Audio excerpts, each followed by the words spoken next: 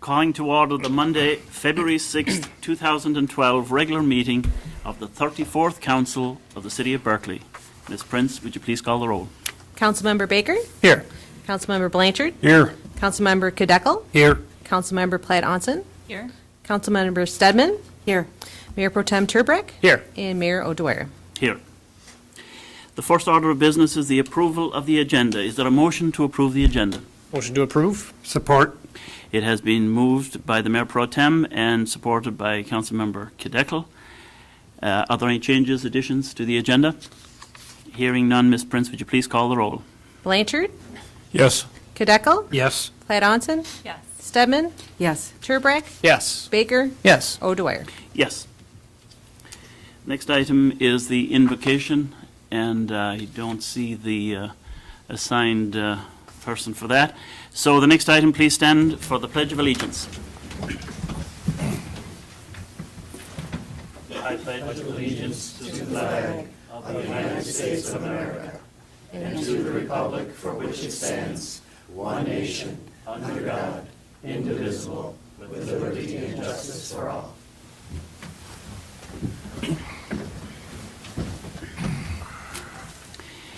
Next item on the agenda is citizens' comments, when you may present your thoughts on issues that are not included on the agenda. Council members will not engage you in discussion. If your concern needs to be addressed by a member of the city staff or a department of the city, please leave your name on the sheet provided at the clerk's table. You may speak on a specific agenda item when it is being considered. When you come to the microphone, please state your name and city of residence. Seeing none, then we move on to the consent agenda. Ms. Prince, would you please read the items on tonight's consent agenda? Item number 1, approval of the minutes, regular meeting of the 34th City Council on Monday, January 9th, 2012. Item number 2, approval of the warrant number 1250. Item number 3, resolution number R7-12, matter of adopting a resolution in support of the partnership between the cities of Berkeley, Ferndale, Huntington Woods, Pleasant Ridge, and Royal Oak to accept a grant for the Woodward 5 Sustainability Partnership. Item number 4, resolution number R8-12, matter of adopting a resolution designating May 12, 2012 as Berkeley Days. And item number 5, recognitions and presentations. Is there a motion to approve tonight's consent agenda? Motion to approve. It has been, the motion has been made by Councilmember Stedman, Support. support by Councilmember Baker. Are there any corrections, additions? It has been moved and seconded. Ms. Prince, would you please call the roll? Kadekel? Yes. Platt-Onson? Yes. Stedman? Yes. Turbrack? Yes. Baker? Yes. Blanchard? Yes. O'Dwyer. Yes. And now we move to tonight's regular agenda. Ms. Prince, would you please read item number 1 on tonight's regular agenda? Recognitions and presentations, matter of any recognition or presentations from the consent agenda. I have asked Mayor Pro Tem Turbrack to read this resolution tonight. Thank you, Mayor. A resolution of the Council of the City of Berkeley, Michigan, designating May 12th through 20th, 2012 as Berkeley Days.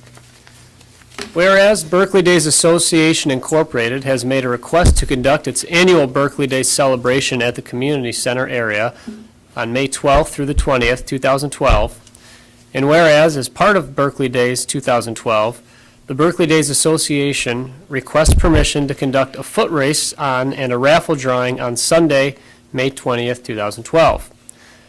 Now, therefore, the City of Berkeley resolves, Section 1, that the City Council does hereby designate May 12th through the 20th, 2012 as Berkeley Days 2012, and Berkeley Days Association Incorporated is hereby granted permission to use city facilities and parking lots at the community center/arena areas to conduct its various indoor and outdoor activities in such a manner so as to cause the least inconvenience to abutting and adjacent residents.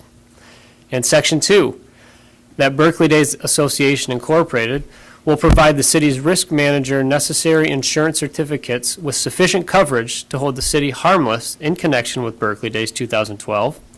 And Section 3, that Berkeley Days Association Incorporated has permission to use city streets to conduct some of its activities, including the foot race. And Section 4, that the City of Berkeley and the County of Oakland, Michigan will faithfully fulfill all permit requirements and shall save, harmless, indemnify, defend, and represent the board against any and all claims for bodily injury or property damage, or any other claim arising out of or related to operations authorized by such permits as issued. And Section 5, that the city manager be and hereby is authorized to cause notice to be given to various city departments to cooperate with Berkeley Days Association Incorporated in its conduct of Berkeley Days 2012 activities, and specifically to have the Public Safety Department provide traffic control with respect to the annual race to be held on Sunday, May 20th, 2012, with the route to be reviewed with proper city personnel, and to monitor the community center area during May 12th through the 20th, 2012, utilizing reserve personnel where feasible. Introduced and passed at a regular city council meeting on Monday, February 6, 2012. Phil O'Dwyer, Mayor. Thank you, Mr. Mayor Pro Tem Turbrack. And I see at the podium is the general chairperson of the entire Berkeley Days operation, Denise Brainerd. You're welcome. Thank you very much. Some of the events, you've all received a copy of the schedule, and in my efforts to expand Berkeley Days each year, we are certainly heading towards that goal. Last year, we added the Taste of Berkeley, which was pretty much our kickoff event. It involved having local restaurants come in and have food tasting, and it was really a successful event. It was sponsored by Berkeley Huntington Woods Youth Assistance. My understanding is they're going to be doing that again this year, and it promises they're going to be bringing in some different restaurants, and it's going to be even a bigger and better event this year. The race, there's been some changes in the race. The race has been taken over by Louis Doman with the Leukemia and Lymphoma Society. And you'll notice that that's been changed from Mother's Day, the 13th, that we've moved it to Saturday, the 12th. And this is going to be the 34th annual Berkeley Days. The 10K is going to be on May 12th. What we've done this year also is we've added a 5K run walk for those people that can't quite make the 10K but still want to participate. And there's also a 1 mile fun run. This year, again, a little something different. Registration is available online as well. At active.com, you can get the registration forms for this. Additionally, some of the registration forms are available at the library, City Hall, and the community center. So hopefully anybody who's interested, I know the advertising has already started to happen. We're already getting some responses for the race. So that should be a lot of fun. Again, hopefully not having it on Mother's Day will enable more people to participate. Also, what you'll notice is on Tuesday, we have added a Miss Berkeley Days pageant this year. And it's not a beauty pageant, but it is a pageant to highlight some of the outstanding and spectacular young women that we have in our community. There's going to be a scholarship associated with it, but really what we're trying to do is accent some of the positive qualities that some of the girls in Berkeley have. They're going to be judged not only on their scholarship and scholastic achievement, but also personal development, community involvement, their poise and personality. And that event is going to be held on Tuesday, May 15th from 7 to 9 at Anderson Middle School. And that is, it's going to be a lot of fun. We're going to have those applications available within the next 2 weeks, also at City Hall, in the community center, and the library.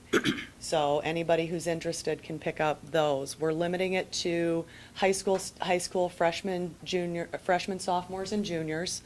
And the reason that we're limiting to freshmen, sophomores, and juniors is we want Miss Berkeley Days to be able to participate in all of the events throughout the year. So we're hoping she's going to be able to make appearances at Lids for Kids, at the Fire Prevention Open House, at the Rabina Rhapsodies, and of course at the Holiday Parade. And the Dream Cruise Parade. So we'd like to have her out there representing the community of Berkeley. So that's what our eye is towards with that. On Wednesday, May 16th, the city employees are going to have a chance to get that trophy back from the dance club during the softball game. You mean city council? Third base. So you'll have your chance to get that back. The Midway is going to open up on that Thursday, and that's also going to be the Taste of Berkeley, so the parents can go to the Taste of Berkeley, and the kids can head out to the Midway. We've got the same carnival company as we had last year because they really are fabulous, and they've just been so responsive to us. We've been really happy with them. A lot of the events on Friday and Saturday are the same events that we've had going on.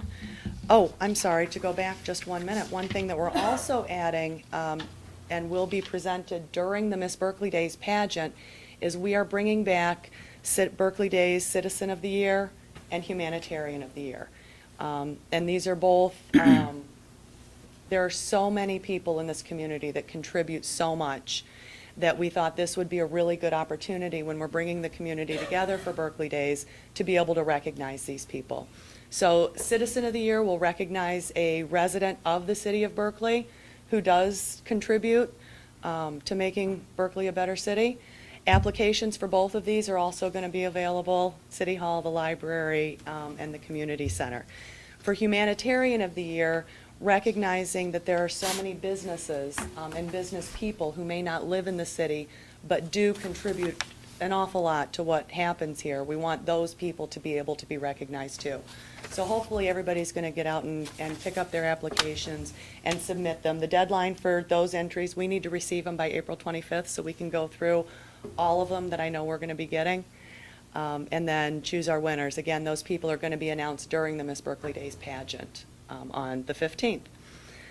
Other than that, we've got the same events going on throughout the weekend. We'll have the craft show, we'll have the used book sale, we'll have the beer tent, the bike safety poster contest. I'm hoping that we'll have the robotics team will be back to do their demonstration. I know we had a lot of fun with the t-shirt cannons and some of the other robots that the kids made. Of course, the VFW pancake breakfast. And there will be the horseshoe tournament going on. The Pooch pageant will be on Saturday morning, like it's been for the last several years. And that's always a lot of fun. We're hoping to get the petting zoo also. And then, of course, the raffle drawing will be held for, Sunday afternoon. We do still have a couple events that I'd really like to get going, but we need a couple more community service organizations to join in. So if anybody's aware of any community service organizations, this really is a great opportunity to make money for your organization. All of the proceeds from Berkeley Days do get split among the various groups that participate. So it is, for some of them, it's their one and only fundraiser for the year, and that's how they get their money to fund themselves through the year. So we welcome any group who wants to come participate, and they can get in touch with me, and I would welcome anybody else that wants to join. Do you have any questions about any of the events that we've got planned? Councilmember Kideckel. Thank you, Mr. Mayor, and thank you, Ms. Brainerd, for doing all this hard work. On the 10K race, is that just a run, or are you able to do a walk in that? With the 10K, I think it's primarily a run, but we do have the 1 mile fun run walk that's available also, and then the 5K. And I'm guessing that's probably going to be a run also. The 5K will be a run also. Okay, thank you. Councilmember Platt Olson. I just wanted to say that I really appreciate a lot of the new energy and ideas that are going into this event. It was run for a long time by people who put a lot of work into it. We now have, new energy going into it, and I think that's great. I was happy to hear you say that it wasn't a beauty pageant. I'm extremely concerned about that. When I was I want to be sure that we're not unintentionally sending the wrong kind of message. When I was campaigning, there was a gentleman who told me that he would vote for me because I was pretty. Hopefully he has since realized that I am smarter than I am pretty. But I think that we have to be careful about the idea that we're sending about the young women in the community. So I'd like to, keep the focus on something other than that. Absolutely. And I absolutely agree with you, and that's why we're not referring it to it as the Berkeley Days Beauty Pageant, because that's not what it's about. The judging criteria I've got right here in front of me, it's scholastic achievement, it's personal development, it's community involvement, it's poise and personality, and then it's the interview on stage. So it's how well she's going to handle herself in front of a group, being out in public, how well she's going to represent Berkeley. And that's really, what we're looking for, is someone who is that all-around person who's got the grades, who's got the community involvement. That's what we're looking for, and that's going to be the focus of the event. Great, thanks. Any other questions? Thank you, Denise, for being here and for all you're doing for Berkeley Days. It is such an important community event that brings all the organizations together, brings the community together. The one question I have is also with regard to this competition. Is it restricted to Berkeley school participants or Berkeley residents? Berkeley residents, because it is Berkeley Days, we are going to restrict it to residents. Okay. So whether they may be in schools outside of the city, but if they're residents of Berkeley, it's open to them. Very good. Well, thank you very much. All right, thank you. And I will get all of the information to Mr. Sabuda as far as the insurance and the releases and everything else. Thank you. Thank you. Thank you, Denise. Ms. Prince, would you please read item number 2? Resolution number R9-12, matter of adopting a resolution authorizing the City of Berkeley to collect the 2012 summer property tax levy for the Berkeley School District. Is there a motion to approve Resolution 912? Motion to approve? It has been approved by the Mayor Pro Tem, Support. support by Councilmember Blanchard. Mr. Sessa. Good evening, Mr. Mayor. I knew I was going to finally mess up on that one. Good evening, Mr. Mayor and City Council. This is something that the City Council addresses on an annual basis as well. The school has sent us a letter, and they have asked us to place this before the City Council for your consideration. One thing that I'd like to point out that in the memorandum that was presented by our finance director, Mr. David Sabuda, he indicates to us that obviously the city will collect the tax services for the full fiscal year. However, the Berkeley School District only levies on the July tax bill. As such, the city will continue to do the following items. 1, to maintain a separate bank account that accounts for all property taxes collected. 2, to transfer collected school tax funds to the school district at least 10 business days after every 15th and 30th of the month as required by the state statute. 3, to keep all interest earnings and administrative fees on the property tax bank account. And 4, to allow the independent auditors of the Berkeley School District to examine our property tax bank account if requested at the school district expense. And I thought that would be interesting to let our people know in terms of what do we do with these dollars and how they're collected. Obviously, we do recommend this for your consideration, Mr. Mayor. We'd be happy to answer any questions. Thank you. Are there any questions from members of the council?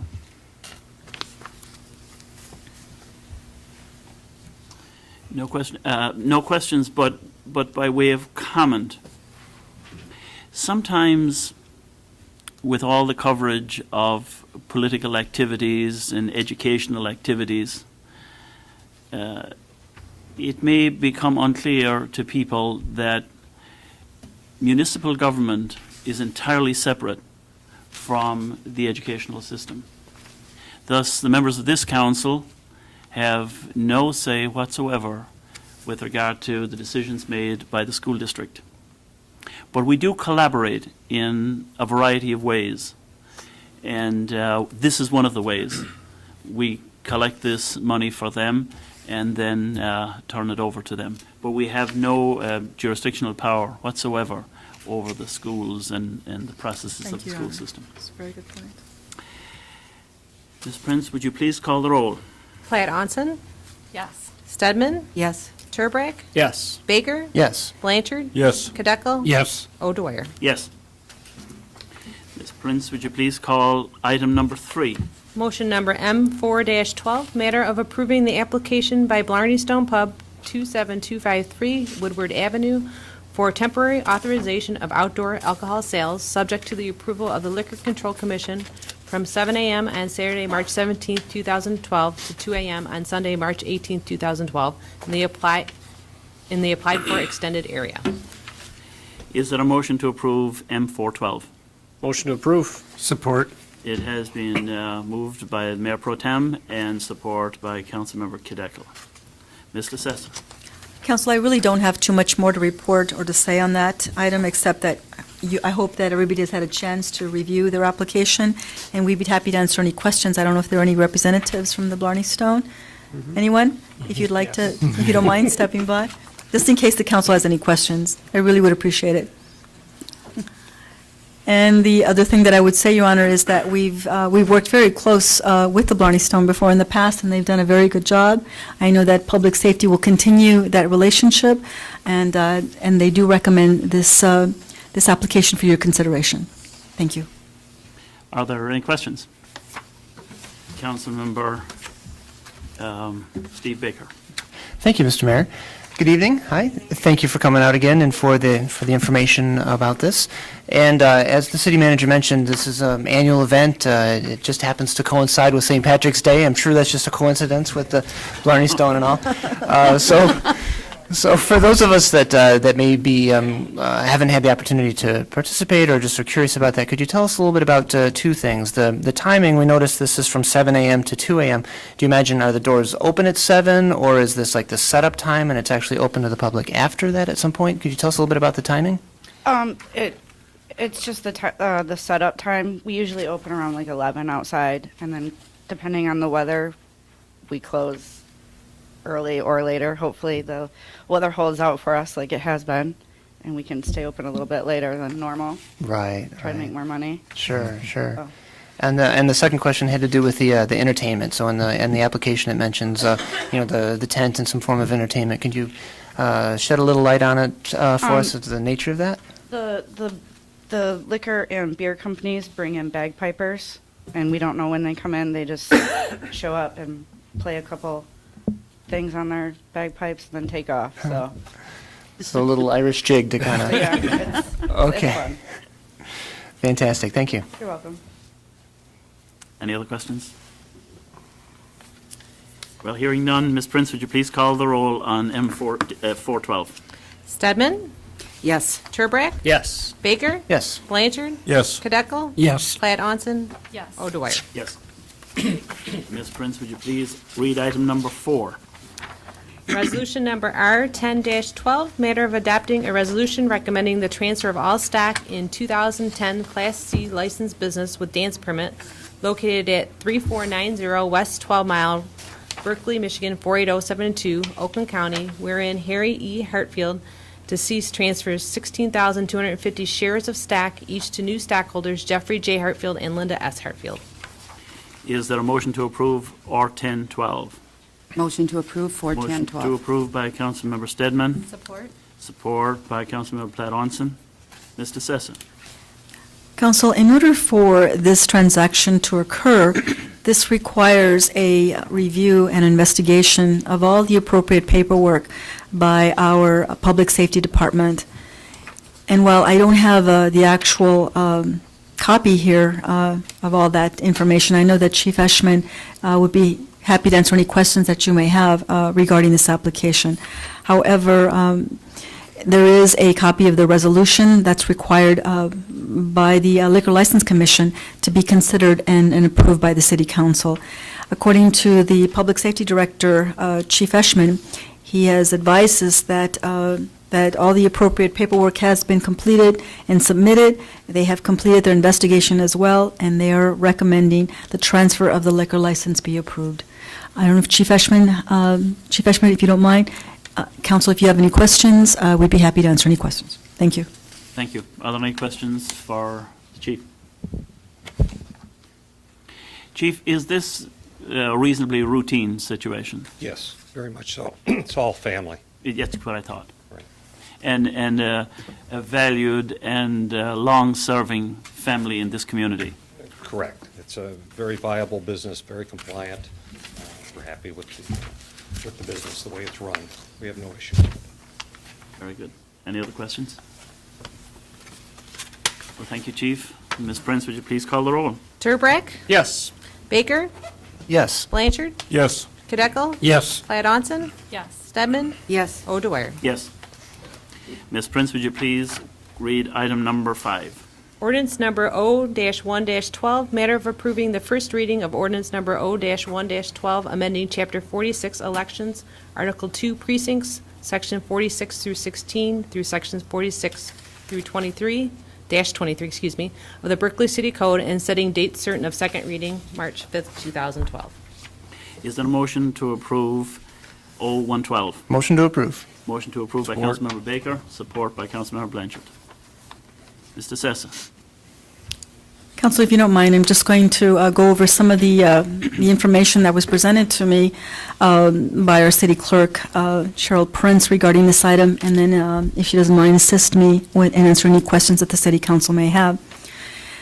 As some of you may know, the state of Michigan is undergoing its decennial census redistricting, and there's also some changes in political boundaries that go into effect in August of 2012. Our state law allows cities and townships to change their precinct boundaries and number of precincts in conjunction with the redistricting, and this is up to 210 days prior to the August election. In reviewing this, our city clerk looked at this, at our boundaries, and she wanted to make sure that we provided efficient and service delivery to our residents.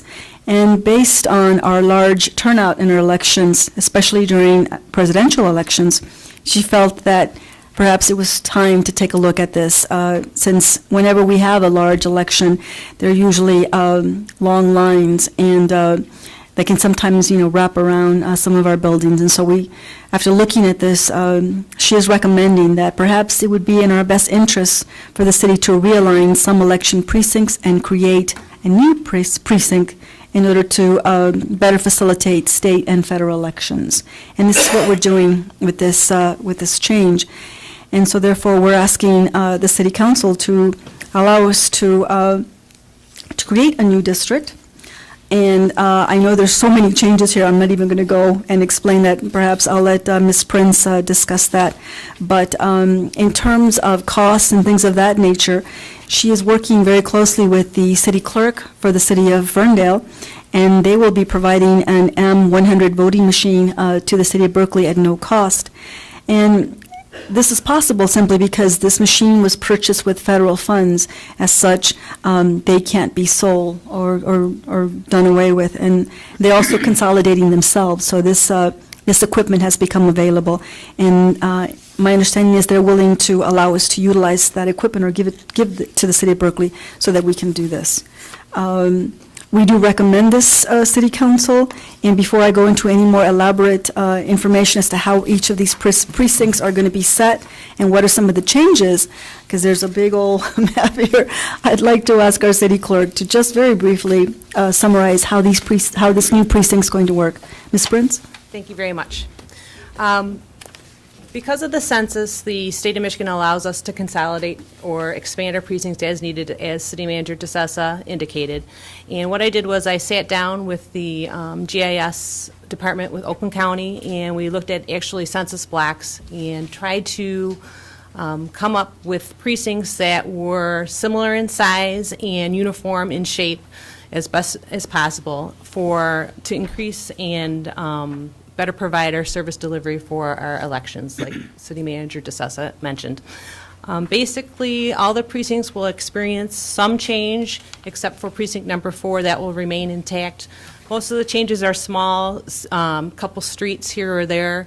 The biggest precincts that will experience a change are precinct number 3. That's going to be split basically in half, and part of precinct number 3 will incorporate some of precinct 1 because that is located here and it's a very busy precinct as well. So basically we're going from 1,400 registered voters to 3,000 registered voters. That's how it was existing, a variety of population in the precincts, to pretty much about 1,700 to 1,800 per precinct. It's going to be a more even distribution of our voting precincts. I also, City Manager DeSessa didn't mention that the state of Michigan currently has a program where you can get the electronic poll book laptop for free, so I have applied for that, and we should be receiving that. I'm expecting to get that. So the only expense to us will be purchasing of some ballot boxes, and I have some voting booths that I'd like to equip to make them regular voting booths rather than tabletop voting booths. I have to, by law, notify everybody in the city anyway, because all their congressional districts and state representative districts and county commission districts are changing, so that will be incorporated into that mailing. Very good. Are there any questions? Mayor Pro Tem Turbrack. Not so much a question, more just a comment. Again, thank you, Ms. Prince and Ms. Vice DeSessa, for your explanations. Just for the residents, we currently have 6 precincts. We're going to have 7. The 6 precincts that we have right now, 3 of them have over 2,000 registered voters, and one of them has 2,800, over 2,800 registered voters. Those precincts, you see a lot more congestion during prime election time, especially a presidential election. What we're moving to is 7 precincts, all in the 14 to 1,800 range. So it's much more evenly split, should provide for much more efficient voting.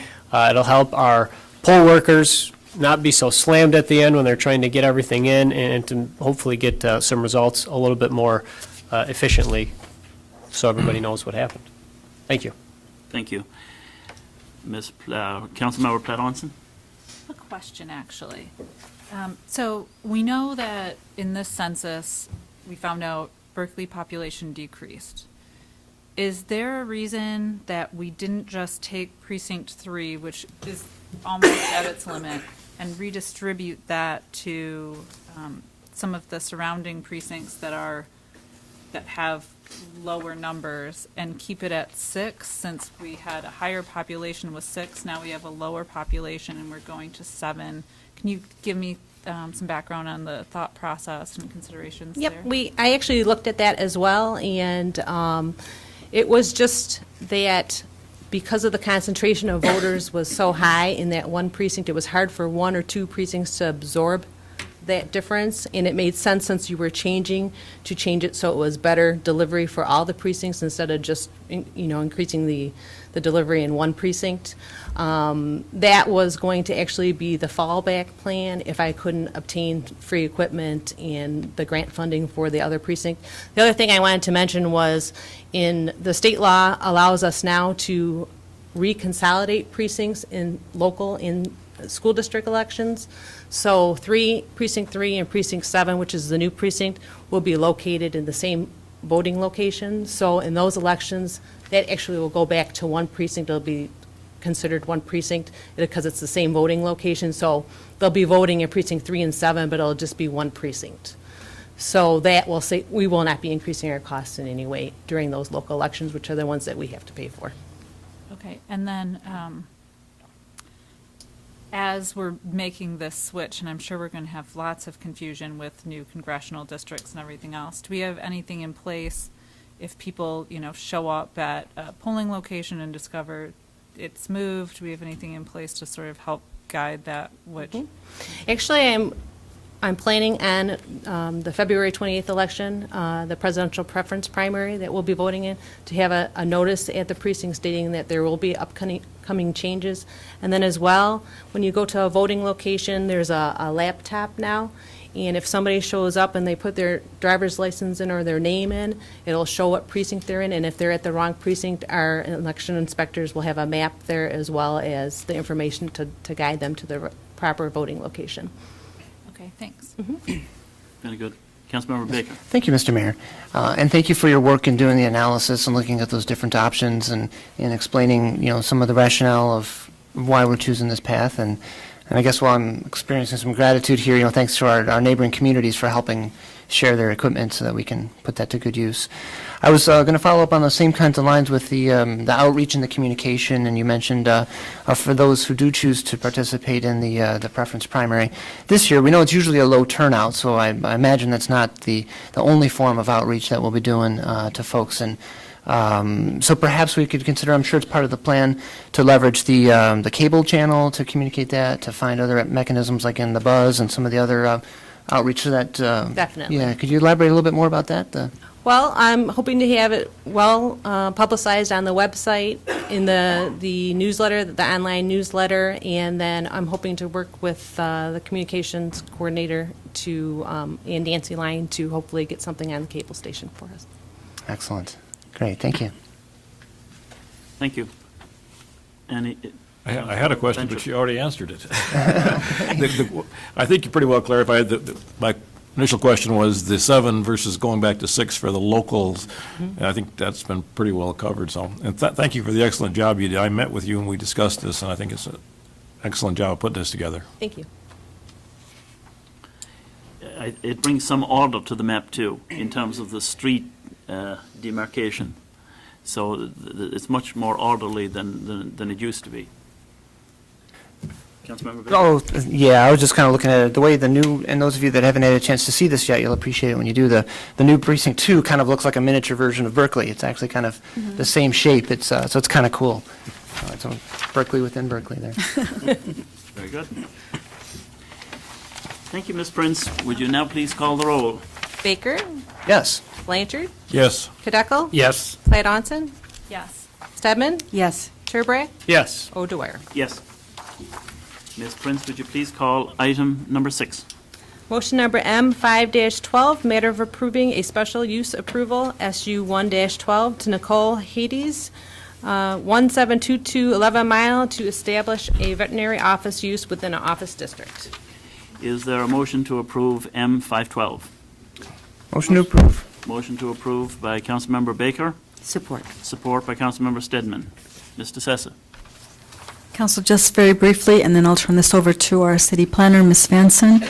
On January the 24th of 2012, the Planning Commission held a public hearing regarding the veterinary office at 1722 11 Mile Road.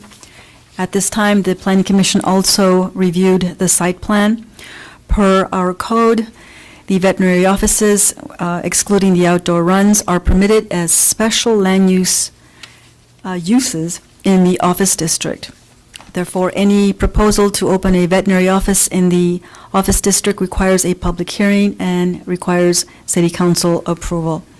Everyone within 300 feet was notified of the Planning Commission public hearing. I suppose the one key thing here is that in order for this special use to go through, the major thing here is that it needs council consideration, approval for this. The city council has the final say on special land use considerations. With that, the city council can either approve or approve with conditions or deny the requested special uses. The Planning Commission did not stipulate any limits as to the hours of operation, no more than one Saturday per month and one evening per week, or the business operation, in other words, no surgery or boarding of animals. The City Council could certainly amend the attached motion, and you can include such stipulations as noted by our city planner if you find them necessary. Ms. Manson is here with us this evening, and I know she said, Jane, you've already done it already. But if you have any questions, she is here to assist me.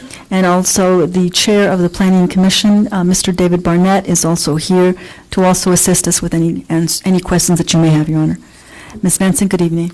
Good evening. She did. She read my whole memo. It was easy. The chairperson of the Planning Commission is here this evening, as well as the applicant is here this evening. And I told her she had one more meeting to go to when she was at the Planning Commission meeting. She's had a lot of meetings.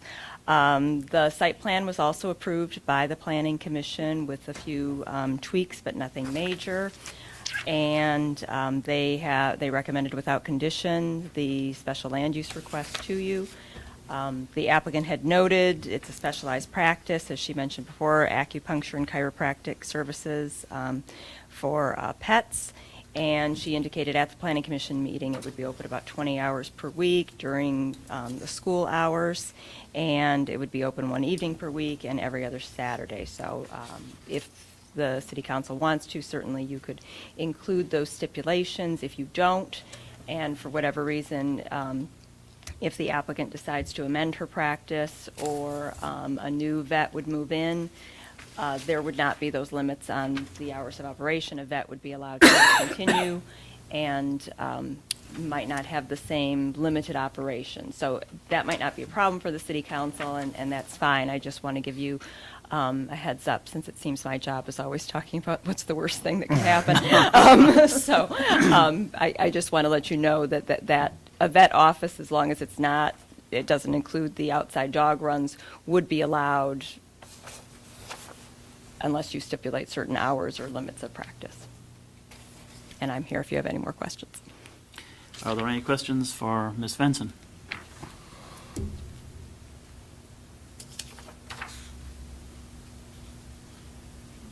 Councilmember Platt Onson. I don't have a question for Ms. Come. Vanson, but I thought it was interesting, and I sat through, of course, as the liaison, the discussion that the Planning Commission had on this, but and they did ask a lot of questions about how the business would be operating and things like that. I think first, and I guess this will be a question to you, this stays with the property, correct? So As long as it's a vet office, yes. Right, okay, so if, let's say, this business closed, and another vet wanted to move in here, whatever we put into this special use carries through, and if we don't put anything and a new vet opens and they decide to board animals, et cetera, if we didn't add that, they would be allowed to do that? As long as it's not vacant for more than 180 days, but yes.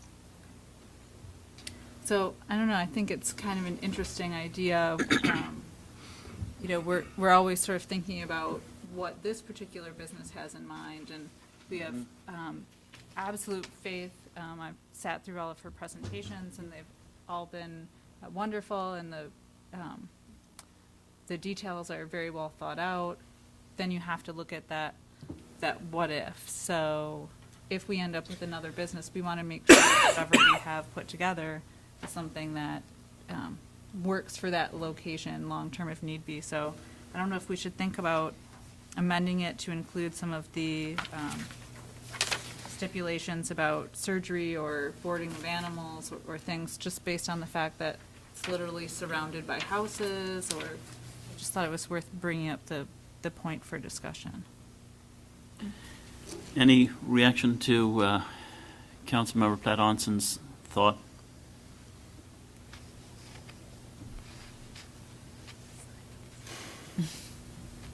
Does the silence speak agreement or disagreement, or lack of interest in introducing support for this amendment, or proposed amendment at the moment? The vet is here, the applicant, and you would like to make a comment? Then come to the microphone, please. Hello. I think that's a good idea if you wanted to do that, for future places.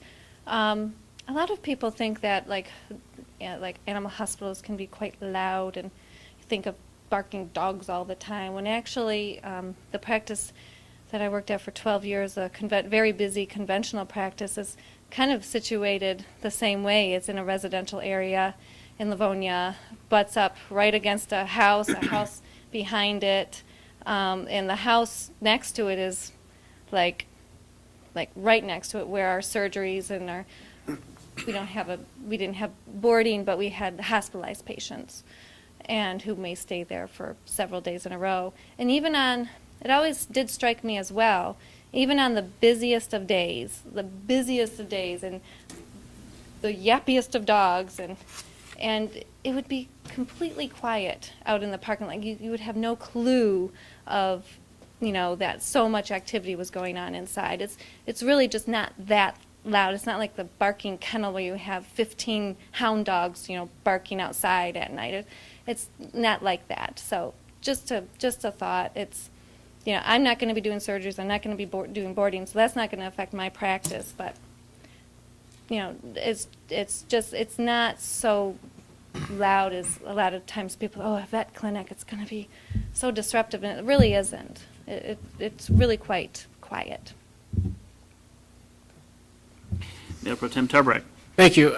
We have a similar establishment on 12 Mile, not to you, I mean, the traditional, I guess, vet clinic, and I have not personally heard residents that are, say that it's excessively loud. I have actually heard nothing about it. I've Yeah, been to the clinic myself on a number of occasions with my pets, and I haven't heard excessive noise. So I'm inclined to agree with you.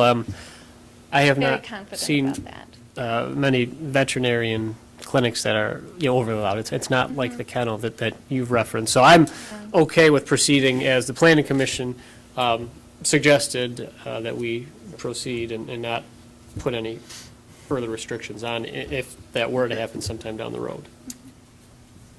Okay. Any additional thoughts? Well, hearing none, seeing none, then, Ms. Prince, would you please call the roll on M512? Blanchard. Yes. Kadeco. Yes. Platt Onson. Yes. Stedman. Yes. Turbrack. Yes. Baker. Yes. O'Dwyer. Yes. Ms. Prince, would you please call item number 7? Resolution number R 11-12, matter of approving budget amendments to fiscal year 2011-2012. Is there a motion to approve R 1112? Motion to approve, R 1112. Motion to approve by Mayor Pro Tem Turbrack, Support. support by Councilmember Baker. Mr. Sessa. Council, as you know, in order to make sure that our budget is in line, our finance director comes before you to make various recommendations for it to be amended, and this is done in accordance with Public Act 2 of 1968 as amended. With that, I'll turn it over to our finance director, Mr. Sabuda, to go over his recommendations. Mr. Sabuda? Thank you, Madam Manager. Mr. Mayor, council members, good evening. Tonight, you have 5 budget amendments that are before you. Out of those 5, $11,467 is new money being spent. $6,800 of that in the general fund, $200 out of water and sewer, and $4,400 out of the Downtown Development Authority.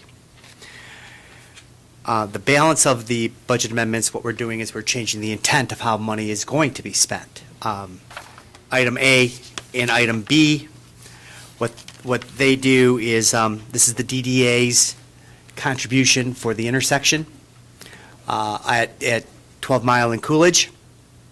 And their share of the program is $225,000, or 60%. And item A and item B fulfill that funding request. Item C that is before you this evening, the Downtown Development Authority has lost some Michigan Tax Tribunal decisions. So what happens is after border review, businesses and residents can go to the Michigan Tax Tribunal and appeal, appeal and go to the Michigan Tax Tribunal in order to seek a 1-year reduction on their taxes. That has happened in the downtown area. $4,425 of new money being spent here because we have to pay our bill in this respect due to the fact that values have been reduced. Please remember that Oakland County Assessing defends us in these types of cases, and that comes underneath our contract that we approve each and every year in July.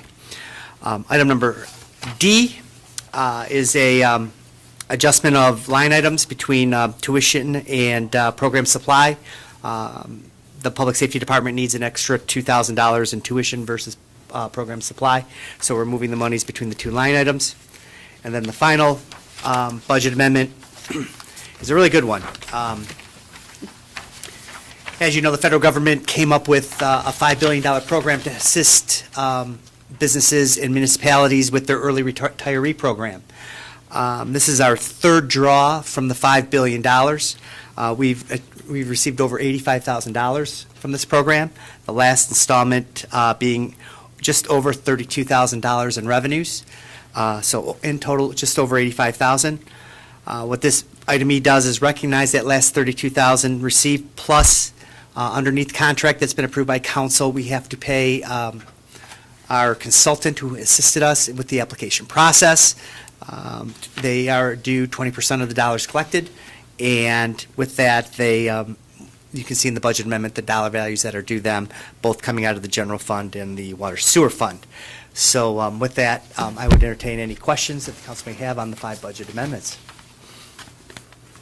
Are there any questions for our finance director? Let me ask you, what is the intent of the federal government putting up $5 billion for this program? The intent was to assist with early retiree programs. This was a President Obama, one of his campaign promises to help governments with this early retiree situation. And it came on a first-come, first-served basis, and we were able to get in there quickly to achieve, to receive some of these revenues. Now, these dollars can only be spent for healthcare. Okay, I can't use it to pay people. I can't use it to keep the lights on. At the end of the day, we use this and we pay this back, and it pays our medical premiums on a monthly basis to Blue Cross and Blue Shield. Is the intention to encourage early employment, early retirement? That was not my understanding. It was to assist in the high cost Okay, and fend off those high costs that were being incurred because you do have early retirees. correct. Okay. Mayor Pro Tem Turbrack. On that same topic, how is it decided within this $5 billion how much each community can apply for? Like, how did we end up with the numbers that we ended up with? We received, first of all, you had to have an early retiree, which is under 65, okay? And the dollar values were for certain services, and you had to have expenses incurred.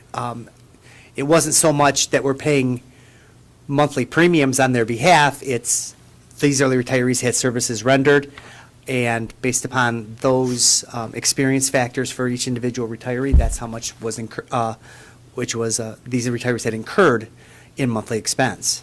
So if we had more early retirees, we could have applied for potentially more? Only if they had incurred Right. an expense, Right. yes. Okay. And the dollars were available.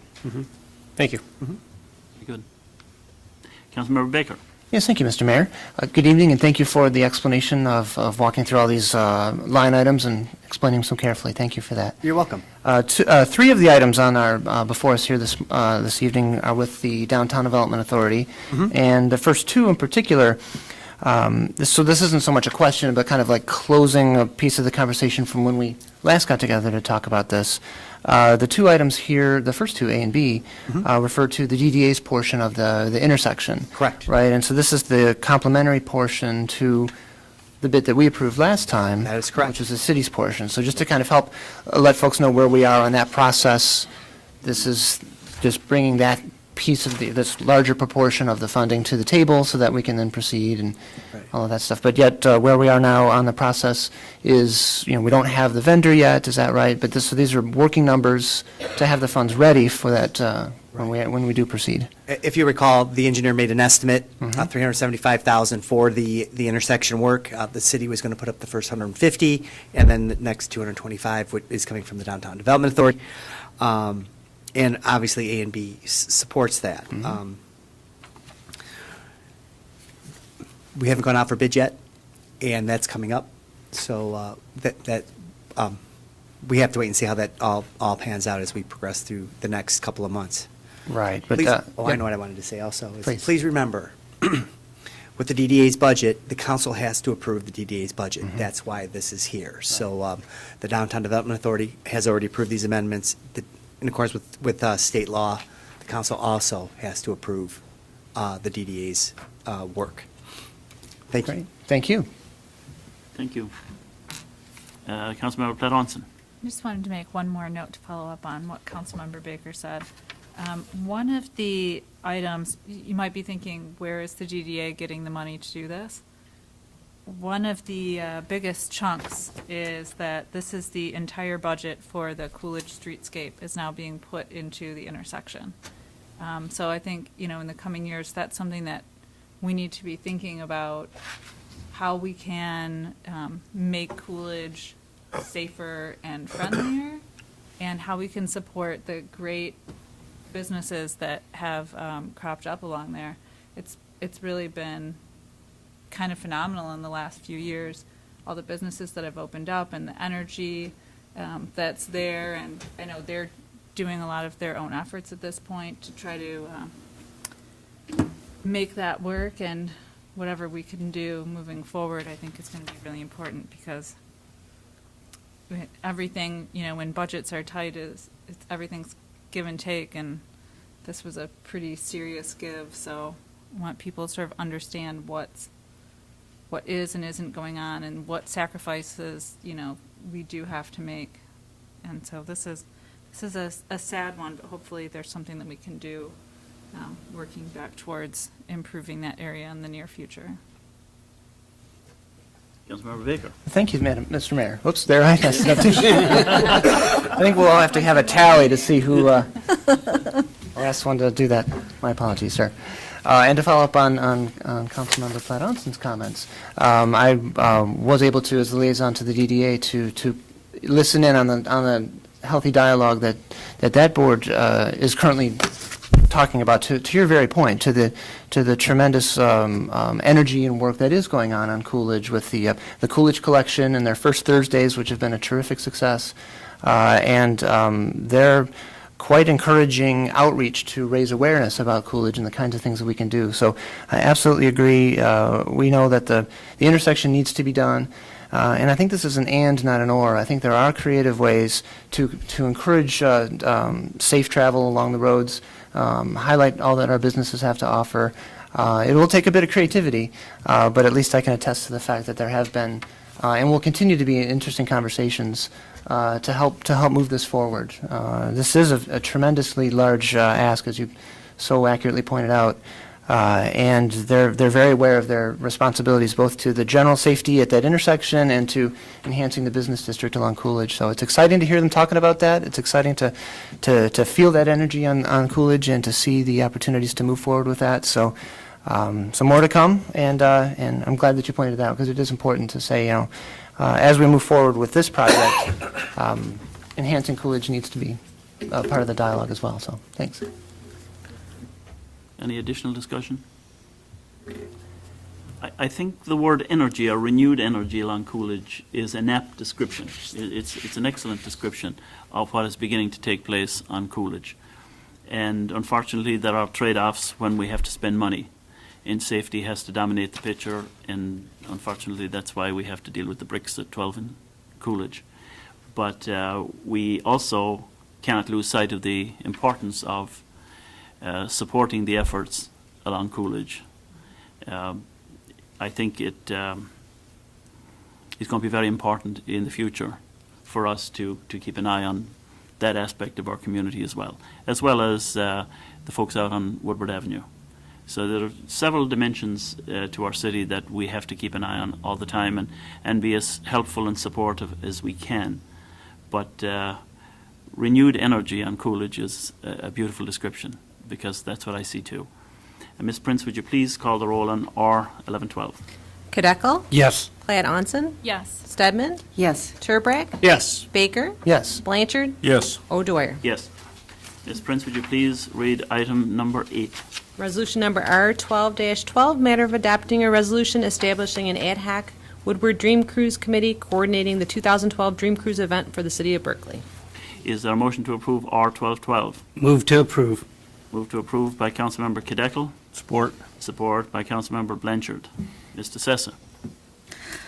Wow, I can't believe that we're here doing this. It just feels like just a few short months ago, we just held the Dream Cruise event not too long ago, back in August, and here we are again. Council, what I'm asking the City Council to consider under this resolution is to officially appoint some individuals. This is really the primary, one of the primary intents of this resolution before you. And those individuals include the following individuals. Under our mayor, obviously our mayor, Fellow Dwyer, we have one council member, which is also a non-voting member, Councilman Alan Kadeco, myself, also as a non-voting member. We also have one representative from the Parks and Recreation Department. That'll be Mr. Tom Colwell. A representative from the Public Safety Department, which will be Chief Eschman. A representative from the Public Works Department will be Sean Young. I know that we are looking for a parade coordinator. I know that's something that I'll be talking to Chief Eschman as to who he would recommend. And I'll bring this to the City Council at the next meeting. And We also have one member from the Chamber of Commerce, and we don't have an individual yet for that position, but we will very, very soon. And then also under 4 members from service organizations, we have Cinda Kuhn from the Junior Women's Club, Judy Rubin from the Tri-Community Coalition, and just this afternoon, I also received a letter from Betty Smith, and she will be representing the Berkeley Huntington Woods Youth Assistance Organization. I'm asking the City Council to please add her name to this list. We do not have yet a representative from the Berkeley business area, which is someone that I'd like to include soon. And for residents, right now, we have only 2, and that includes Mark Kuhn and Debbie Canto. And those are the individuals that we're recommending. And probably at our next council meeting, I will be hopefully completing the entire group. I'd be happy to answer any questions. I know Mr. Kuhn was here, but I think he got tired of waiting for us and has left. But I can't thank Mr. Kuhn enough for all his work on this organization and for all the individuals that are members as well. They do a tremendous job. I do have, I didn't bring this with me, Council, but I do know that I hope to bring a final report to the City Council as to all the transactions that occurred regarding this. I do believe the Parks Department had presented me a report, but they were just waiting for a few bills that they were still waiting, and sometimes those take a little bit longer, even though it's back in August. But I think they're just about done, and I do think that we did well based on just my preliminary recollection of what we did, and therefore I'd be happy to answer any questions you may have. Okay? Thank you. Mr. Kadeckl. Yes, first of all, Mr. Kuhn apologizes in advance. He had another meeting to go to, and he was hoping we'd get to his agenda item first, or before he had to leave. I've had the privilege of serving on this committee for many years as a voting member and as a resident, and we're always looking for volunteers. It's not just the parade, it's an event. We have, entertainment, we have food booths, so we're always looking for volunteers. And I see that we have 2 of 4 residents, so if anyone's interested, I highly recommend it. It's a great committee to be on. Thank you, Mr. Mayor. Thank you. Anybody else? It has been said from this podium many times, the extraordinary work that Mark Kuhn has done in leading this critically important committee. And we are profoundly thankful for all he's done. And it was just a pity that he had to go ahead to another meeting before we could tell him that personally. Everybody else works so well on the committee. It is an important event in our community, and it's the saluting side, bringing thousands of people into our downtown, into our community. And it helps in a myriad ways that we don't always realize. People driving through the community see homes that they think, wouldn't it be nice to buy a house here? And they're just on their way going out to Woodward to participate in the Dream Cruise. So there's a lot of ways that this is beneficial. So, Ms. Prince, would you please call the roll on R1212? Platt Onson. Yes. Stedman. Yes. Turbrack. Yes. Baker. Yes. Blanchard. Yes. Kadeckl. Yes. O'Dwyer. Yes. And now we come to the communications portion of the meeting. Ms. Prince, who should be first? Councilman Stedman. I have nothing this evening, Your Honor. Councilman Blanchard. I met with the Berkeley Chamber of Commerce, my first meeting, which was very interesting, and I would like to inform everybody that is interested, they have scheduled their meetings now to be on the 4th Thursday of the month in the Public Safety Conference Room at 5 p.m. So if any of the businesses are interested in joining, would like to go to that meeting, again, it's the 4th Thursday of the month at 5 p.m. in the Public Safety Conference Room on the 2nd floor. Very good. Councilmember Baker. Yes, thank you, Mr. Mayor. I appreciate the opportunity. A few quick things. This will probably be mentioned later on as well, but I want to congratulate and give my thanks to the volunteers and employees and businesses for the second annual Winterfest. It was a terrific event. We made the most of the weather we had. We had a wonderful winter wonderland there for a few hours in the morning in particular, and terrific turnout and great representation. So thanks to everybody for all of their hard work and all the families that showed up and enjoyed all the events that we had to offer. As was hinted at earlier, our Downtown Development Authority, the DDA, board meets again this week's Wednesday, February 8th. 7:30 in the morning is the time, and the conversation will be the intersection and Coolidge enhancement ideas, among other topics as well. The Historical Committee wishes to thank everyone who has reached out so far. We've received several historic photos of the city that hadn't been seen by a wider audience in some time, so thank you for that. And again, what we're seeking to do with those is not to keep them unless they would like to be donated. Rather, we just scan them in at a high quality and then return the originals back to their owners for potential inclusion in a book, and we'd certainly like to include attribution for the source of the photos. So those of you that are cleaning through the closets with this weather, you might be thinking about doing some spring cleaning already. If you find anything, we'd certainly be glad to help preserve that history and share that with a wider audience. And it was the country singer Jimmy Dean who once said, "I cannot change the direction of the wind, but I can adjust my sails."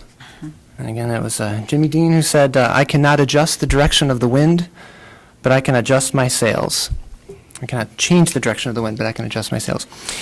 And that thought came to me as we were thinking about the transit initiatives that are going on. There's been lots of news, again, around mass transit and regional transit in the area, and just to give a quick update on a few of the key things, and then obviously continue to reach out to myself or to others if you have any other specific questions. Recently, legislation was introduced in both the House and the Senate here in the state of Michigan to create what's called a Regional Transit Authority, or an RTA. And we generally see this as a good thing. It's a forum or a body that can oversee the construction and the operations of some form of a transit system that crosses county lines. So we're really pleased that something like that has been introduced. It's been, the current discussion is that it's been like 23 times so far, and these things have kind of almost made it, and they're certainly hoping that this is the one. So it's a great step forward, and we're looking forward to seeing how that proceeds in the weeks and months ahead. And as you may recall, we received a federal grant from the FTA to do a study of alternatives analysis along the Woodward Corridor. And what that would do is look at some different options for regional transit along this stretch of road. Those would be the alternatives, and then look at the analysis of that to see what would be the benefits and the costs and the volume and all that kind of stuff.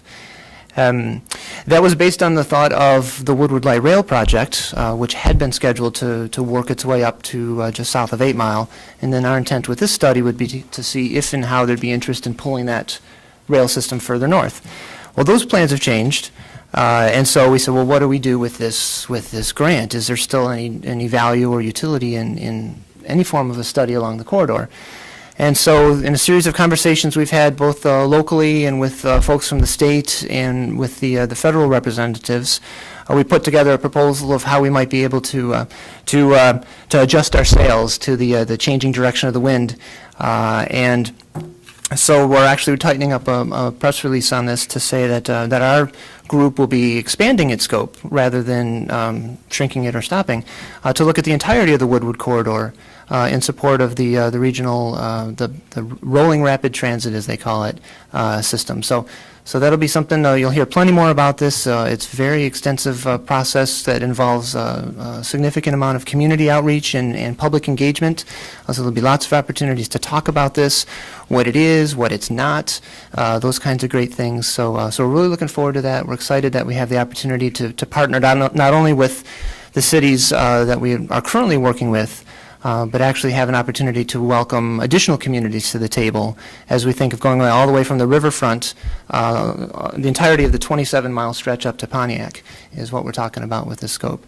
We're really excited about that, to really have a regional approach to transit. to work with our colleagues who are forming similar organizations along Gratiot, because there's a potential for a stretch to go up that way. So it'll be exciting times. We'll certainly keep you all posted. I look forward to interacting with this group. We've had terrific support from the city manager and the city planner have both been very instrumental in ensuring the success of our work thus far, and we look forward to continuing that. And with that, here's to adjusting our sails as the changing wind blows. Thank you, sir. Thank you. Mayor Pro Tem Turbrack. Thank you, Mr. Mayor. I also want to thank Tom Caldwell, the Parks and Rec Department, the Parks and Rec Advisory Board, and all of the volunteers that made the second annual Winterfest a success. And we're lucky in Berkeley to have a few signature events that we do every year, and we've already mentioned a few of them already today. We have the Dream Cruise, Berkeley Days, of course, the Holiday Parade, and I think Winterfest is going to quickly become one of those signature events every year that people really look forward to and have such a great time. It's, I was able to attend. I saw many of my colleagues there as well, and just the amount of residents that are there, and not just Berkeley residents, people bringing their families in as well to enjoy all of the festivities of this event, everybody having a good time. Snow or not, unfortunately, we had some in the morning and it quickly dissipated, but it's just a great day, and it makes you feel good to just be a part of it and to see everybody there having fun, the little kids, the older kids. We had the high school hockey game. I saw some people attempting to ice skate for the first time, and they may have been bruised the next day, but it was good to see, and they looked like they were having fun. So I'm very pleased that we have that in the city of Berkeley, and I congratulate Tom and the rest of his department. I look forward to that next year as well. The last thing, as we move closer and closer to opening day, on behalf of the Berkeley City Council, even though I didn't ask them this, I'd like to welcome Prince Fielder back home to the Detroit Tigers. Thank you. Councilmember Platt Honson. I'm going to jump on the bandwagon here in regards to Winterfest. I was actually kind of excited. There wasn't much snow. Didn't really help necessarily turkey bowling, but there was a big crowd out there nonetheless. But I just wanted to say congratulations to the staff and the volunteers, and just mention how amazing it is that an event like this that's either free or very low cost for some of the bake sale items and things like that could exist. It's important as people are short on cash to provide this kind of nice event for the families in the area. Also, there was a nice addition in the Afterglow. I was able to do some fantastic bowling and some not so fantastic karaoke at Hartfield Lanes, and so they keep adding to it each year, and I just wanted to say congrats to them. You didn't really miss anything. Also, there's the home show is coming up on March 17th, so if you aren't at the Blarney Stones beer tent, you might consider stopping by the high school. The Environmental Committee and the Tree Board will both have representation there, talking about everything from the fall tree planting program, provide a little shade to your house and your yard, lower your heating costs there, and then also recycling and other ways to reduce energy use in your home. And then a Planning Commission update. We voted on the last item that they talked about, but the Coolidge Collection, which we mentioned earlier, came and spoke to the Planning Commission about some of their efforts and some of the things they have planned, and offered their support to make Coolidge more friendly for bicycling, walking, etc., and wanted to let the Planning Commission know that as they move forward, to keep them in the loop on that. And that is all I have this evening. Thank you. Thank you. Councilmember Kadekla. Thank you, Mr. Mayor. I, too, want to congratulate the Parks and Recreation Department on Winterfest. And as Councilwoman Platt Honson mentioned, we had Hartfield involved with the Afterglow. We had businesses involved, restaurants involved with the chili cook-off, which Hoggers took first place this time around. So it not only involves the residents, it involves businesses of people that don't even live here. Also, through the Berkeley Parks and Recreation, together with the Berkeley Junior Women's Club and the Berkeley Huntington Woods Youth Assistance, this past Saturday evening, they had the daddy-daughter dance. And I stopped by it, and it was amazing. 65 couples in both sessions. So they had 130 couples. It was sold out, and to see the fathers wearing their corsages with their little daughters, and it was just a great event to watch and see. So hats off to the Parks and Recreation Department, Berkeley Junior Women's Club, and Berkeley Huntington Woods Youth Assistance. And a week from today, 2 weeks from today, on January 20th, the VFW Post 9222 will be having a blood drive, and it's going to be from 1 to 7. That's the VFW Post Coolidge. And so anyone that would like to give blood, that's the time. Thank you. That is February 20th. February, thank you. Very good. Thank you. Mr. Sessa? Thank you, Mr. Mayor. I too apologize for calling you Madam Mayor. Sorry, Your Honor. Okay, anyway, two items. Very briefly, just to let our residents know, if you haven't had time, please go to our website. We've made some new changes to our website. I think we've made it a little bit more user-friendly, but there's some information that in particular I'd like for you to pay attention to. One is our dashboard. That's so important that our governor has mandated, I should say, that all cities participate in, and I'm hoping that our residents will go out there and take a look at it. The second round of the dashboard outlines the various collaborative activities that the city participates in. And this way, our residents can view all the ways that the city of Berkeley has done in order to collaborate and meet this requirement. So please take a look at our dashboard. And then also for the businesses, there's a new item there. Council, you may recall the MORE program that you all approved. And if you click onto that, businesses can now sign up and be able to get some more information as to what they can do in order to improve their businesses. So I ask residents to please go to our website and check out these two items. And then one more thing, I know on the Berkeley Cruise Fest, I know that we thank all the board members that are part of this committee, and they do a great job. But there are a lot of people out there that are not part of our committee, of our board, and they do a lot of work. And Councilman Jack Blanchard, in particular, if he doesn't think I recognize or notice all the work that he does for us, it helps our public safety department. Thank you, sir. You do a tremendous job, and no one knows all the work that you do to keep our officers happy and to also help us in welcoming other officers from other cities to help us do and keep the safety of our city. So thank you, sir. You do a lot of work for that, and I've never had the opportunity to personally thank you, but thank you so much. You do a great job. And then earlier in our agenda, the City Council approved under our consent agenda a resolution that approved a partnership between the cities of Berkeley, Ferndale, Huntington Woods, Pleasant Ridge, and Royal Oak to accept a grant for the Woodward 5 Sustainability Partnership. And this is a tremendous project, and I am pleased.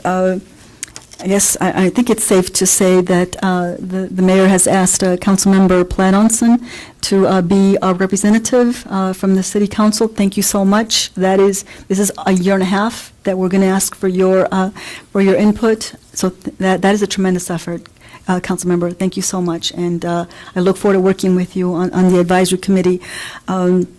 As part of this group, just so that the residents can know what this is all about, I'm sure everybody's heard of the Woodward 5. You probably know that these 5 communities joined together in order to help us develop a way to promote our communities, and not just our businesses, but also our residents.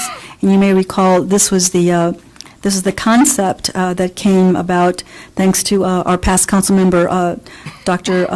Daniel Benton, and this is back in June of 2008. So here we are 3.5 years later, and we've come together to apply through Oakland County for this sustainability partnership grant.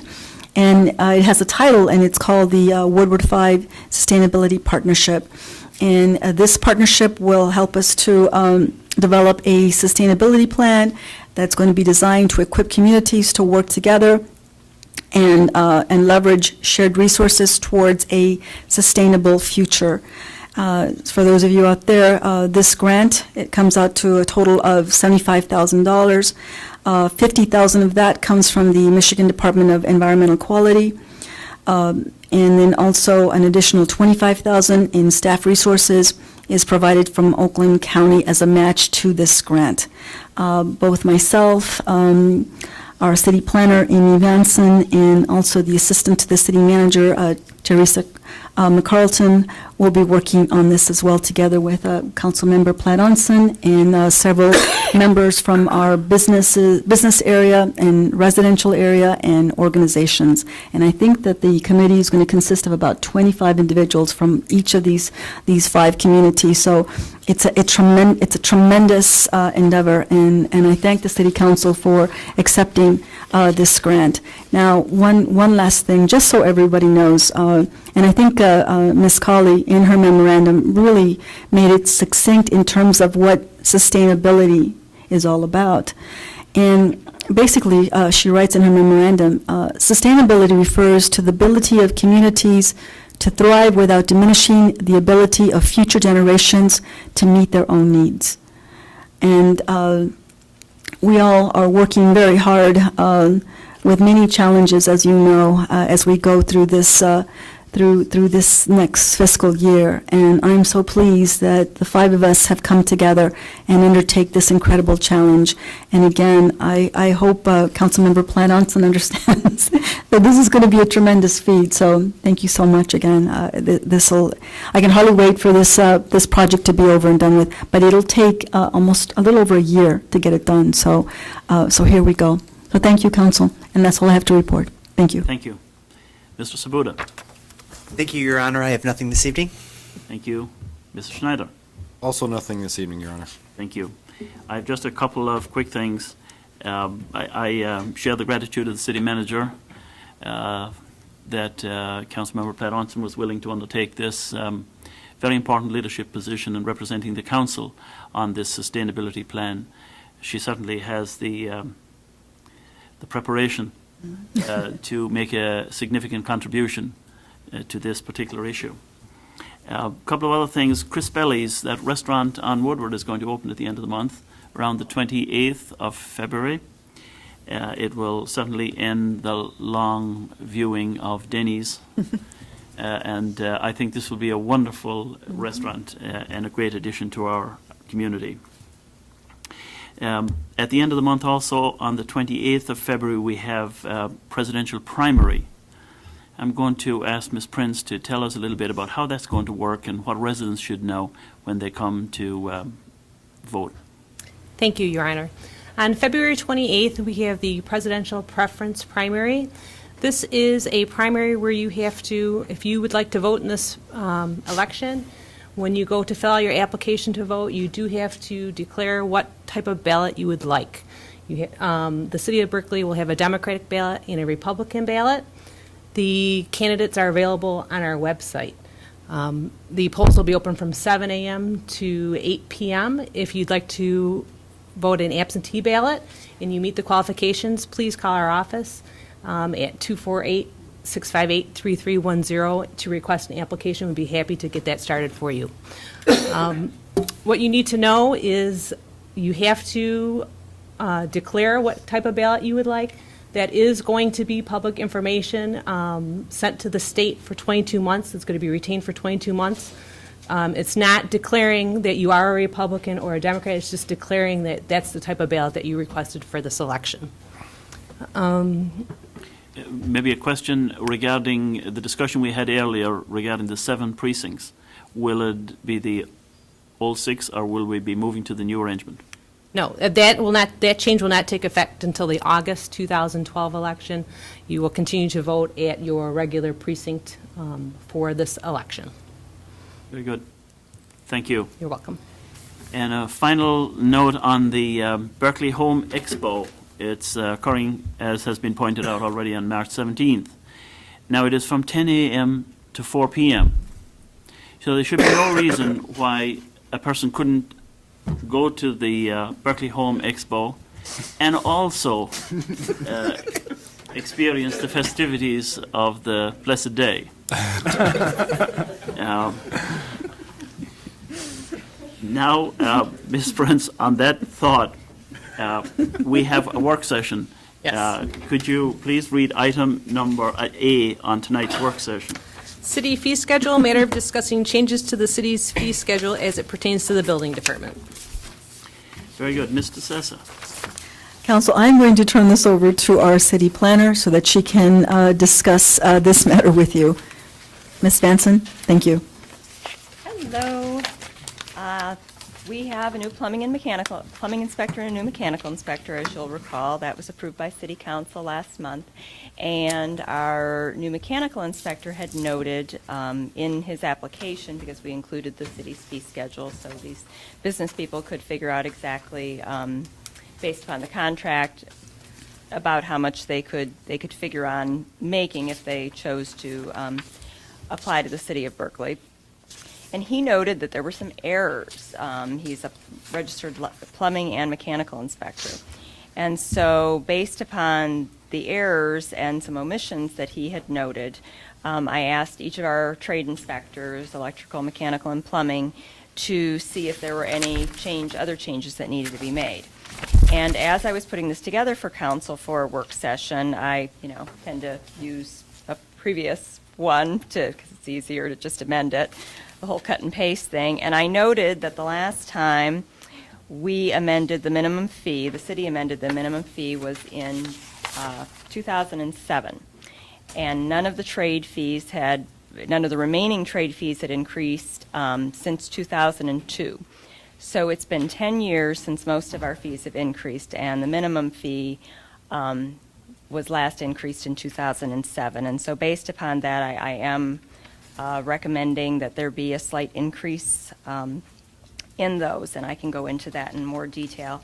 The first page is electrical permits, and this is how the fee schedule is broken down. You have a page on electrical permits, and I've noted we're going to delete the item starting permit. We don't use that item. We simply go with what they're asking for, so this isn't it's just something we don't use. The remaining items, you'll notice the minimum fee is being proposed to be increased from $35 to $40, and the reinspection fee increased from $25 to $30. You'll recall, pursuant to their contracts, the trade inspectors make 70% of the permit fee, and the city retains 30%. With reinspection fees, however, because that's something that's over and above what the original permit, typically a permit for trade permits, 2 or 3 inspections are customary. If this is something over and above, like they were locked out or there are continuing violations on it, the inspector gets the full amount of the reinspection fee. The service fees, again, they've been increased because, again, the 100 amp service or less, it would end up defaulting to the minimum fee if we didn't raise it as well. And so those have also just increased by $5, which I figured out over the course was about a 2.5% increase if we had been doing it all the way along annually. Special inspections is a larger increase. These are used for like Berkeley Days, the La Salette Tree Lot, those sorts of things. And it does take some time for our electrical inspector to go through and make sure that Berkeley Days is safe, and he goes through it with the fire marshal. And so based upon the time that's involved with that, $80 is being recommended. So going from $45 to $80. You'll notice on page 3, there's an addition of an inspection, and we've labeled this a referral inspection. On occasion, on rental properties and slightly more often with some vacant properties that have just not been inspected for many years. The building official can handle a lot of things, and he'll notice things, but he's not a registered electrical inspector. That's very typical to have each person have their own expertise. There have been occasions where our building official has requested to have the electrical inspector go through. And because there is a lot involved, he's going through the entire house because he's trying to figure out what somebody did without benefit of permit or an electrician or even knowing how to do electrical work. It does involve a lot. It doesn't happen often, but when it does happen, it takes a lot of time. And so we're proposing an $80 fee for those referral inspections. And again, they would get 70%, the inspector would get 70%, the city would retain 30%. Under heating permits, it's very similar. There's a $5 increase, as I said, with the minimum fees going up from 35 to 40, reinspection fees from 25 to 30, and then a similar increase so that for like the smallest furnace, again, would be a minimum fee and going up. We added the following. As I said, that's how this all started. We needed to have a gas pressure test item added, condensation pump, exhaust fans or stove hoods, and water heater we had only included under our plumbing permits, but under state law, either a mechanical, registered person in the mechanical field can pull a water heater permit as well as a plumber, so we need to include in both sections of our fee schedule. And as I said again, we haven't had any issue to have a mechanical inspector or the plumbing inspector go in to houses to look at crazy work that's been done, but it seemed now would be the time to include that, because if I didn't, that would be the time we'd have to have them go through. So we've included that as well. Under plumbing permits, we've deleted quite a few items that were redundant, or we weren't really sure how they ever got in the fee schedule, and this was just, even though we updated a lot of things, these items just didn't get attended to. For journeymen, we don't register journeymen anymore. The air conditioning unit is covered under a separate, it's under refrigeration. Dental chairs are actually, who knew, the same thing as if you go below to a surgical cuspidor. Didn't know that. So we had both. Didn't need both, so we're deleting dental chair and just having surgical cuspidor, and you'll notice that the fee, we've kept it in line with dental chair. Flue damper, that's covered someplace else, but don't ask me right off the top of my head where it is, but we do have that covered. I have no idea why refrigerator connected to sewer was ever in this fee schedule. Never really noted it until our new mechanical inspector said, you wouldn't want to do that. And I thought, no, you wouldn't want to do that. I don't know. So I can't explain the history of that, but we're deleting it. We're going to correct that. Transfer of permit, we've never charged for that. If somebody's going to, if we've collected fees, let's say you're going to have Company A do the work, and for whatever reason, you don't want Company A doing it, or you've paid for the permit and now you're going to have a company do it, we've never charged to just take care of that. We don't do that. So we are deleting that. And that was only included under plumbing. It wasn't anyplace else. And then we had a line item, replacement of water heater, but we also had water heater. So we're going to get rid of one and keep the other one. Like I said, the next item is amend the following from, and we have the fee schedules. Backwater trap, I was told, is actually a backwater valve, so we've changed that. Our mechanical inspector advised that it shouldn't just be bath, it should be bathtub. The water tank is not always a hot water tank. It's different than a water heater, so we've deleted the word hot. A soda fountain or bar waste outlet is more generically called an indirect waste sink, so we've corrected that. And as I said, surgical cuspidor and the water heater, we've just accounted for the fact that we're not being redundant anymore, hopefully, fingers crossed. We've added the referral inspections. Again, haven't had an occasion to have a crazy plumbing thing happen in a house, but thought we should have it just in case. Page 6, refrigeration permits, very straightforward. We've just upped it by $5. Again, the last time the city increased the minimum fee was in 2007, and everything else has been since 2002. On the final page, page 7, again, the minimum fee, and that's just if you're having an illuminated sign, it's a minimum fee for that.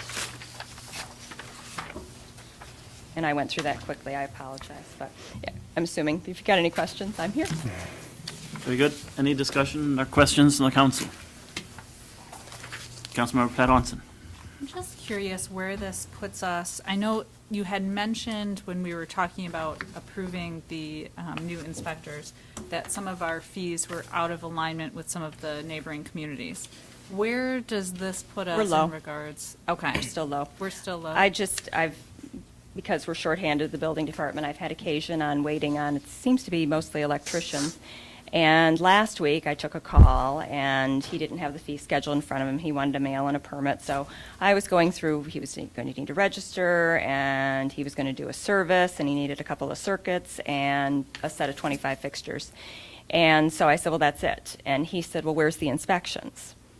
Because lots of cities are adding inspections onto that. And I said, no, your inspections are included in that. You get 2. And it was beyond like, wow, that's a good deal. It was like, are you guys crazy? And then today I waited on a gentleman who he had to register, and he was doing a 100 amp service at a house, and it was a $55 fee. And another thing that we're very legal with is when you register, your registration runs with your state license. And that is what the law says. My understanding is, based upon what contractors say, is we seem to be the only ones out of a lot of cities that are following that. A lot of cities register people every year, and it is supposed to run with their 3-year license. Anyway, so that's another cost savings that contractors have when they come into the city.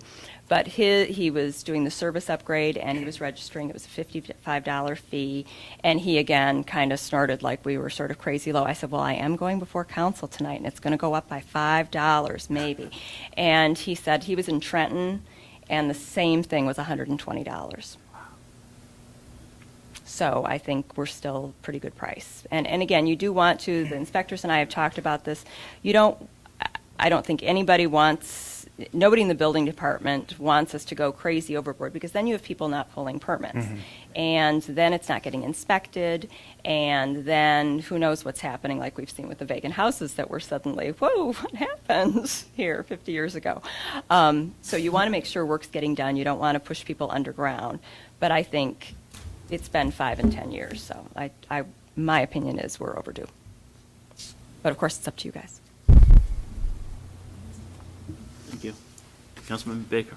Yes, thank you, Your Honor. And Amy, thank you for the time in walking through these adjustments with us here tonight. And again, not so much a question, but just a compliment and comment as well that, it appears as though we're already seeing early benefits from the new inspectors that we've added to the team. So, yeah, good selection again in those particular individuals to help us. And thanks to you for taking the initiative and looking at the broader schedule here to help bring us back into alignment with the rest of these. That's great, and of course now I know what to do with my surgical cuspidor, so I was sitting there, didn't know, there's extra ones laying around, but thank you. I didn't know that word before. That's kind of cool. Nor did I. Yeah. Councilmember Blanchard. Thank you. Thank you, Your Honor. Under heating permits, I see we said we've added the gas pressure test, condensation pump, exhaust fan, or stove hoods, and water heater. Yes. How did we cover those before, prior to this? No comment. Well, water heater, we always just put under plumbing, and because we had the same person was our plumbing and mechanical inspector, that's just how we classified it. But now, since under state law, either a licensed mechanical, an HVAC contractor, or a plumber can pull that permit, it's going to go to either one inspector or the other, so we've got to include it under both. As far as gas pressure test, condensation pump, or exhaust fans, or stove hoods, we didn't require permits. Well, with stove hoods, especially in the commercial things, that's very important. It did get inspected as far as fire suppression goes by our fire marshal, so I don't want anybody to be concerned that that wasn't being covered on that level. But as far as a line item itself, no. Very good addition, I think. Good. Thank you. Thank you. Anybody else? What do we mean by the expression general repairs? Under electrical? Well, yeah. Oh, it's on electrical, okay, so it focuses on electrical. It's one of those that, a lot of times it's if it's a vacant house. What I have seen recently, I never noticed it until, the brave new world we're in now, since 2008. If somebody's bought a house and there's just kind of some general, not really sure what to do, Cecil will go in, and our electrical inspector, he'll go in, and again, it's a minimum fee, but they say general repairs, and it's actually kind of a consulting thing he'll do, and he'll go through and say, oh yeah, this needs to be done and this needs to be done. Especially if it's a new homeowner that knows they need to do something, but they're not exactly sure what needs to be done. Okay, very good. Opposed to, oh, I need this, I know I need to upgrade the service, so. And just as, in case anybody, I kind of did some quick calculations and just kind of counted up. This will help, and I think it will bring us more in line, but we're not looking at a huge windfall. I think maybe it'll be an extra $1,000 worth of revenue to the city at the end of after we have the 70% and the 30%, just so, if anybody asks. Very good. Is it the sense of the council that we should move forward with these adjustments? Yeah. Yes. Very good. Thank you very That appears much. to be the consensus then, so we move forward to the next phase. See you in March. Very good. Thank you, Amy. Is there a motion to adjourn? Motion to adjourn. Motion to adjourn by Councilmember Pat Onson, Support. support by Councilmember Stedman. Ms. Prince, please call the roll. Stedman? Yes. Turbrack? Yes. Baker? Yes. Blanchard? Yes. Kadeco? Yes. Clyde Onson? Yes. O'Dwyer? Yes. The February 6th meeting of the 34th Council is